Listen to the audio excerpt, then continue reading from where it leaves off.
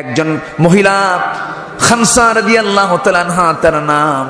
উহুদের ময়দানে যুদ্ধ চলছিল। কিসের ময়দান? উহুদের ময়দান। সহজ ময়দান না কঠিন ময়দান? আমি যতবার মক্কা মদিনায় আমি সফর করেছি, আমি উহুদের ময়দানে না যেয়ে থাকি নাই, বারবার গিয়েছি। আমি উহুদে কেন গিয়েছি? উহুদ থেকে বিশাল শিক্ষা পাওয়া যায়। এবার আমি আরো ভালো করে দেখেছি, রাসূল রক্তাক্ত অবস্থায় পড়ে থাকার পর আমার রাসূলকে সাহাবা কেরাম ধরে নিয়ে যে জায়গায় রেখে তার সেবা করেছেন, সেই জায়গাটা আমি দেখতে পেয়েছি।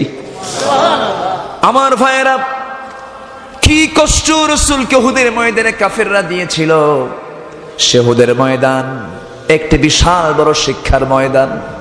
আমার বন্ধুগণ, কি মান আনলাম উহুদ আসে না, কি মান আনলাম বদর আসে না, কি মান আনলাম বাতিলদের হুমকি আমার গায়ে আসে না, বাতিলদের আক্রমণ আমার দিকে করা হয় না। যার জীবনে কোনো বিপদ নাই, বোঝা যাবে তার ইমানের মধ্যে ভেজাল আছে। আসতে বলবেন না ঠিক কিনা? আমার নবীজির জীবনে আক্রমণ কম ছিল না, বেশি ছিল? সব সময় ছিল। 24টা ঘন্টা আমার নবীজি সাহাবায়ে কেরামকে সবসময় কান সজাগ করে রাখতেন। সাহাবী তুমি ওখানে দাঁড়ায়া থাকবা, মদিনা নিরাপত্তার চাদর রেখে দিতেন। ক্ষুদ্র নগর রাষ্ট্রকে তিনি নিরাপত্তার চাদর দিয়ে ঢেকে রাখতেন। অস্ত্র হাতে নিয়ে সাহাবায়ে কেরাম দাঁড়ায়া থাকতেন। যেমন কোরআন হাতে নেওয়া যেমন আপনার জন্য জরুরি, প্রয়োজনে আল্লাহর জমিনের দিন কায়েমের জন্য অস্ত্র হাতে নেওয়াও জরুরি, ঠিক কিনা? কিন্তু বৈধ পথে না অবৈধ পথে? বৈধ পথে না অবৈধ পথে? অস্ত্র হতে হবে বৈধ না অবৈধ? বৈধ হতে হবে।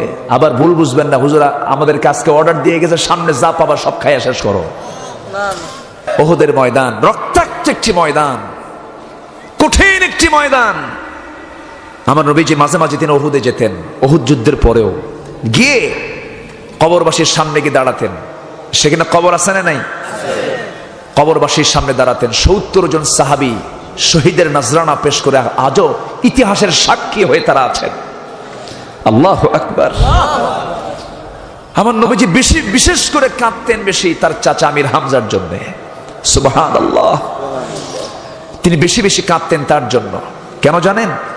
সেই মক্কায় সবচেয়ে বেশি কাফিরদের অত্যাচার, পিটন, হামলা মামলা থেকে রক্ষা পেয়েছেন আমির হামজার দ্বারা। তিনি বেশি, তিনি সামনে বাধার প্রাচীর হয়ে দাঁড়াতেন আর বলতেন, বাতিজা মুহাম্মদ, আমার গায়ে রক্ত থাকা পর্যন্ত আবু জাহেল তোমার সামনে চোখ রাঙিয়ে কথা বলার সাহস পাবে না। জোরে বলেন আল্লাহু আকবার। সাইয়্যিদুশ শুহাদা যাকে বলা হয়।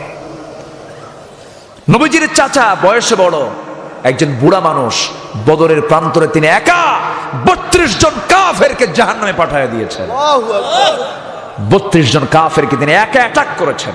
এত সাহসী একজন যোদ্ধা ছিলেন আমির হামজা রাদিয়াল্লাহু তাআলা আনহু। সম্মানিত ভাইয়েরা, সেই লোকটা উহুদের প্রান্তরে তিনি আক্রান্ত হলেন।